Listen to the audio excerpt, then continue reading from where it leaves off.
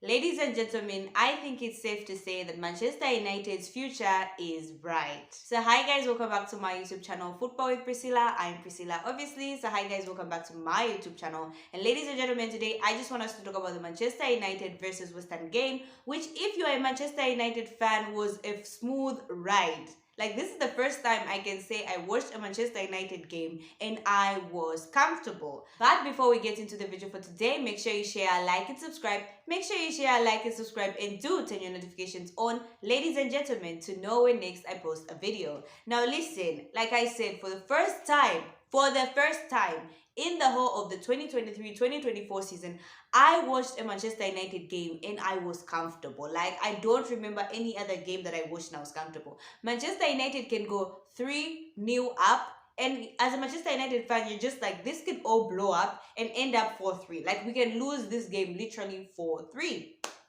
So listen, I didn't feel that way about the West Ham game. I was so calm. I was on my phone. I was watching the game. Like, I was so chilled. And that's testament to how much we controlled the game.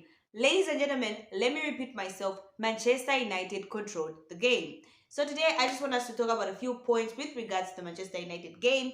And the first point that I have, ladies and gentlemen, Garnacho Maino Højlund. Ladies and gentlemen, our future is bright. First of all, can we talk about the picture? Like, that picture was just so adorable. When I saw it, I was like, oh my gosh. I can see us dominating the Premier League for the next 15 years. That's if Pep Guardiola leaves the Premier League, I mean.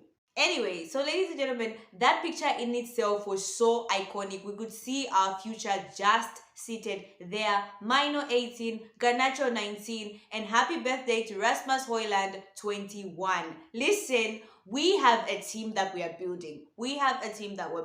So now let's talk about these players. Garnacho, what a player. Like, listen, what a player. You know, Garnacho has this touch of arrogance on him. Listen, there's a touch of arrogance in Garnacho, and it's backed up by quality performances. Imagine if Garnacho was arrogant and poor, like no one could stand him. But the fact that he's arrogant, but he can also back up his arrogance with performances that he's been giving Manchester United. Listen, the kid is good. He never stops running. He never gives up. Even when he's not having a good game, he always manages to push through. At least he wants to make something happen. Even though it's an assist, even it being a goal, listen, Garnacho is always involved. And to think we had a gem like Garnacho in the Manchester United Academy. Like, it's absolutely crazy. So listen, Garnacho, what a player. What a kid. Like, he's 19. And isn't it funny that 19-year-olds, 18-year-olds, 21-year-olds are currently the ones that are carrying Manchester United? Like, it's absolutely ridiculous. But that's kudos to the academy. I mean, the players that are coming through for Manchester United are actually good players. So listen, kudos to the academy. They are doing their job. Now, the other player that I want us to talk about, obviously, ladies and gentlemen, is Rasmus Højlund. That was a beauty of a goal. Like, listen, I did not see that coming. Like, we're so used to Rasmus not having service and Rasmus not scoring that now that he feels like he can score in every game and he's scoring in every game, we're like, excuse you, Ras, calm down. What is this? But that was a beauty of a goal. Composed. Like, I thought he was going to pass it to Garnacho, which was the simplest option to do. But he was like, hell no. Y'all haven't been giving me service from the time I stepped foot into this Manchester United team. I'm going to do it myself. And he actually did. He was like, fine, I'll do it myself. I don't know if that voice works. But anyway, so yeah. So ladies and gentlemen, what a beauty by Rasmus Højlund. And for me, listen, for me, the fact that our strikers, the fact that our forward players are getting on the score sheet is making me happy and excited. For the longest period of time, if you go back to my previous videos, I've been complaining. I was like, and people worried that the people that are scoring goals are not our forward players. But listen, our forward players have heard our complaints. They have stepped up. Rashford, Garnacho, Rasmus Højlund have all stepped up to the plate and are now contributing to goals.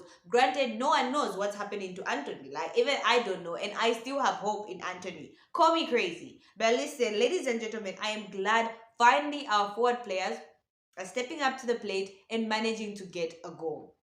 Now listen, the other thing that I want us to talk about is the team. And I think the team played well today. Like, you know how it's always a Manchester United game where you have something negative? And yes, we have something negative. But today we don't have, like, a lot of negativity in that game. Like, I don't know which fan is going to come and say, "Oh, we still played poor," even though there are those people that are just negative who just don't like Erik ten Hag, right? If when Manchester United pull out a good performance, they'll always find something negative to say. But for me, I think the team played well, starting from Onana. Listen, starting from Onana, that should say a lot about this team. So from Onana, I think we played well. I think our defense was comfortable. Our backline was absolutely comfortable. Maguire was good. He was imposing himself on the strikers for West Ham. I think Dalot was good. He was going forward. It's always good when your fullbacks are going forward. Listen, that Dalot clearance simply summed up his performance today, which was outstanding. I think Dalot played well. Luke Shaw, absolutely amazing. I've always said this. Luke Shaw brings a certain calmness to the Manchester United team when he's at the back line. Like, you know, Luke Shaw is one of those unsung heroes. Everyone will talk about Martinez, everyone will talk about Garnacho, everyone will talk about Maino, people will talk about Rasmus, and justifiably so, credit to them, they've been playing absolutely amazing. But Luke Shaw is our unsung hero. He's always bringing comfortability to the team. The way he overlaps, the way he creates chances, his connection with Marcus Rashford. People don't talk so much about Luke Shaw, but I think Luke Shaw is a very important player in that team, in that he brings a certain level of comfortability. So listen, Luke Shaw played well. Martinez, what a player.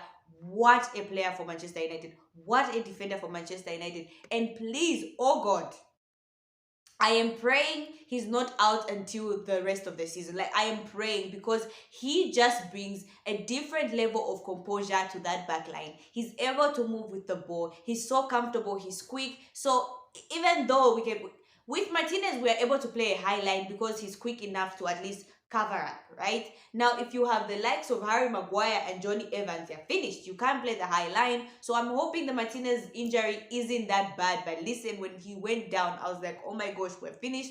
Because you see the difference with Martinez at the back. We're just way more comfortable as a team. So listen, the back line played absolutely well. And I am praying Martinez is well. So listen, ladies and gentlemen, Manchester United controlled the game. When was the last time we talked about the fact that Manchester United controlled the game? Like, Manchester United have been controlling games and they are just a handful. First half, we've never controlled a game this whole entire season up until the end where we felt comfortable enough on the ball. And I think today we controlled the game. I don't think West Ham was a threat anyway. Maybe the time when Dalot managed to clear that, but apart from that, Manchester United was in cruise control. And oh my gosh, do you know how I was like, okay, I was having flashbacks of which game was that? Where was it versus Wolves?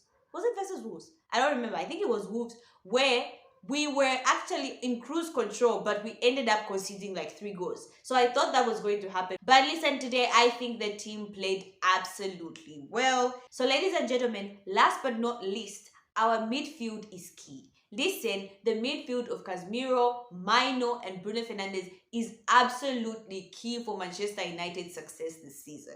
I mean, Maino's comfortability on the ball, Casemiro's, experience, and Bruno Fernandes being free to play anywhere and everywhere is what has unlocked Manchester United. I believe Manchester United's success hinges on a good midfield, and that is a midfield of Casemiro, Maino, and Bruno Fernandes. Now, that's not to say that we don't need a Martinez and we don't need a Rasmus, we don't need a Garnacho. No, but I feel every battle, the midfield wins you games. Like, that's just the truth about football. A good midfield wins you game, and Manchester United has finally found its good midfield. I mean, we can see the drop-off every time we start an Eriksen over Maino, or we start a McTominay over Maino, and then we have a midfield of Eriksen, McTominay, and Bruno Fernandes. We've seen that doesn't work for us. Equally, it's the same thing when we have Eriksen starting there, Casemiro and Bruno. We've seen it doesn't work for us, but Maino, Casemiro, and Bruno, ladies and gentlemen, that is the key for our success. So listen, bar the fact that Martinez got injured, I don't think we can pick out any negatives in this game. I think Manchester United played well. Listen, I think today all the players played well. Like, all the players played well. For me, I'll just say Bruno Fernandes maybe was below par. Rashi was trying here and there, but I think all the players, the team gelled well. And I think we're coming into our own, right? but it's so sad that we lose Martinez. I hope it's not for a long period of time. But the team is coming into its own, ladies and gentlemen, and we're currently on number 6, so you never know, right? The rest for top 4 is still on. So what a game it was for Manchester United today. May this performance continue. Like, we now need to jumpstart the consistency. All we need is consistency. If we can keep on playing like this and we keep Garnacho from being injured, oh, let me not jinx it. You know what? Let's not even talk about the word injury. Anyway, so ladies and gentlemen, we need consistency. But listen, what an absolutely amazing performance by the team. I don't think anyone in their right mind is going to talk about negatives. Like, why? Why would you? What negativity are you going to pick out from that performance today? So yeah, so ladies and gentlemen, for me, my man of the match, I'm gonna give it to, who am I gonna give my man of the match to?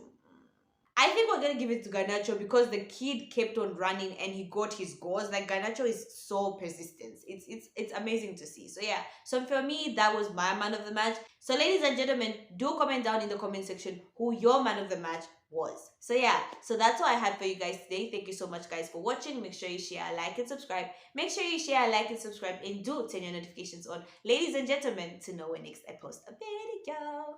Bye.